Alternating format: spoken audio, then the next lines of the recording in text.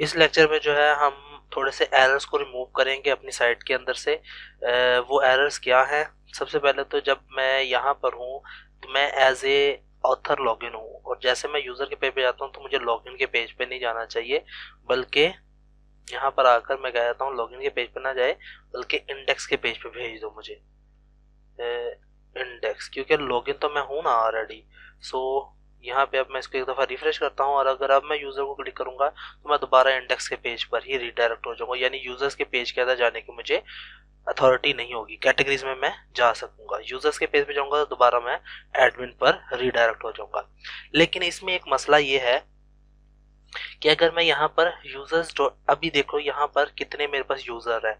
3 number का ID का user भी है, जिसकी 5 नंबर है वो भी है। लेकिन अगर मैं यहाँ पर आकर एक क्यूरी रन करवा देता हूँ यूजर्स, सॉरी यहाँ पे मैं लिख देता हूँ एडमिन में मौजूद जो यूजर्स डॉट पी है वहां पर एक डेल की क्यूरी चला दो, del is equal to 3 number, यानी कि 3 नंबर को रन करो। मैं इसको रन करता हूँ। बेशक उसने मुझे रीडायरेक्ट कर दिया है इंडेक्स के पेज पे, लेकिन यहाँ पर उसने मेरी क्यूरी भी रन कर दी है। तो ये 3 नंबर का जो यूजर होगा ये डिलीट हो जाएगा यहाँ से। हाँ, देखा, वो डिलीट हो गया। अब यही चीज हमने दूर करनी है, यानी कि ये ख़त्म करना है ये एरर, कि अगर कोई ऑथर हो या कोई लॉगिन ना हो तो वो कोई इसको मेरे डाटा को मिस ना कर सके गेट की क्यूरी भी चलवा कर। तो उसके लिए मैं क्या करूँगा, यहाँ पर ये जो डेल की क्यूरी चली हुई है यहाँ पे मैंने इसको ये ऑप्शन दी है, ये इफ़ की स्टेटमेंट यहाँ से मैं कट करता हूँ। इसकी जगह पे मैं एक और इफ़ स्टेटमेंट लगाता हूँ, if is set dollar underscore session,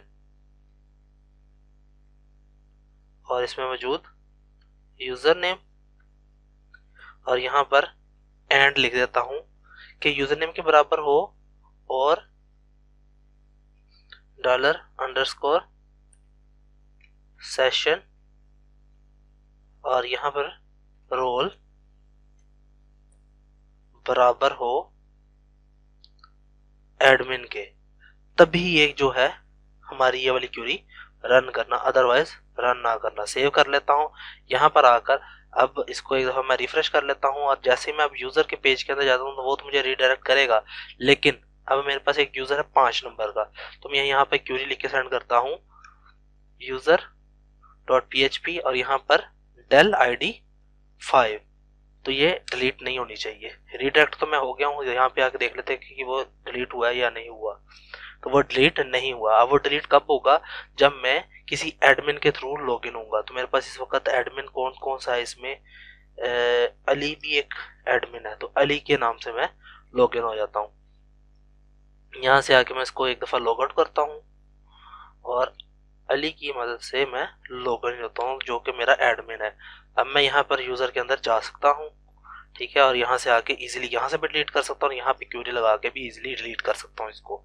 तो जस्ट यहाँ से जुहेब को डिलीट करना, तो मैं जुहेब को डिलीट कर दूंगा। अब वही हमारा एडमिन ही है वो जो इसको डिलीट कर सकता है, अदरवाइज कोई दूसरा यूज़र इसको डिलीट नहीं कर पाएगा।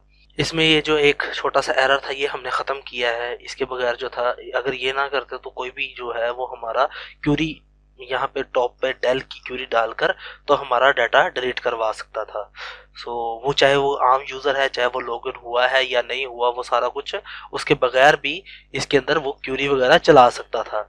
सो ये हमने इसकी ये थोड़े से जो एरर था ये रिमूव करना था इसके अंदर से। और अब जो है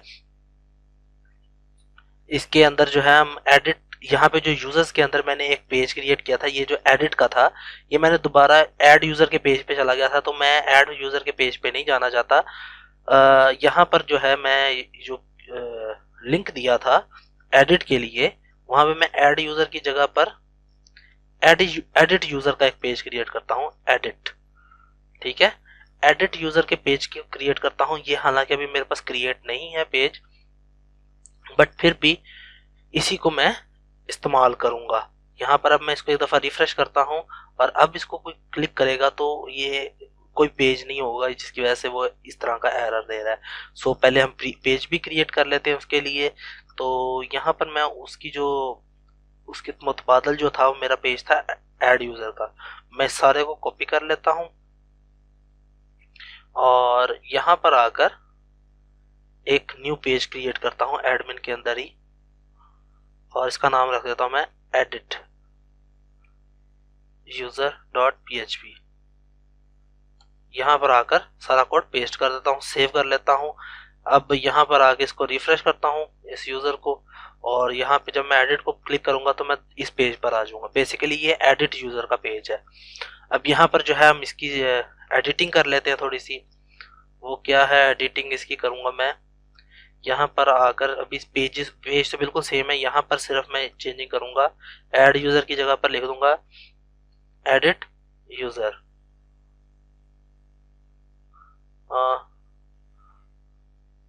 एडिट यूज़र डिटेल्स, ठीक है। और इसके लिए अभी मेरे पास कोई आइकन नहीं सजेस्ट हो रहा, तो इसके लिए मैं सिर्फ यूज़र रख लेता हूँ।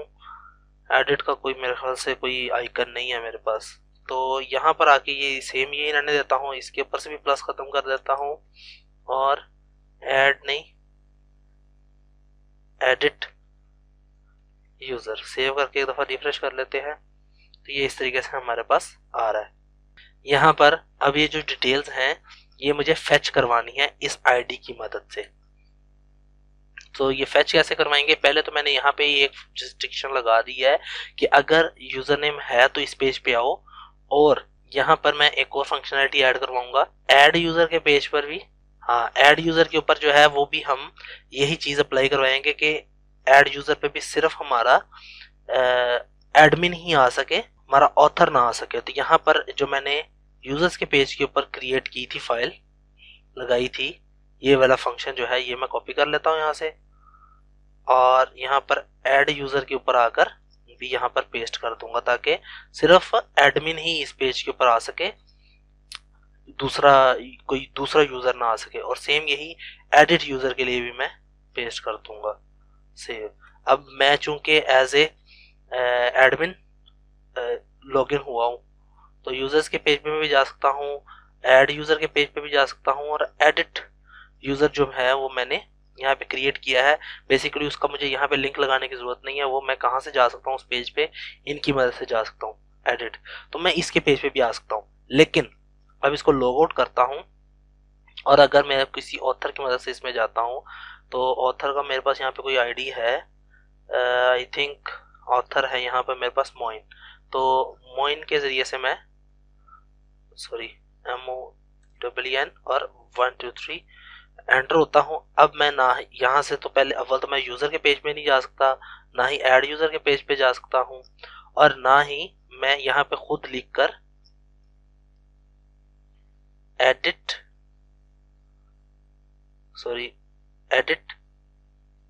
पेज एडिट यूज़र और उसके क्वेश्चन मार्क डाल के, ना ही मैं कोई आईडी की मदद से जा सकता हूँ।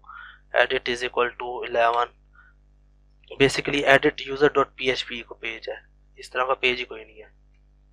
तो इधर जाता हूँ तो दोबारा मुझे वो रिडायरेक्ट कर देता है। तो इसका मतलब ये हमारा तकरीबन सही हो चुका है।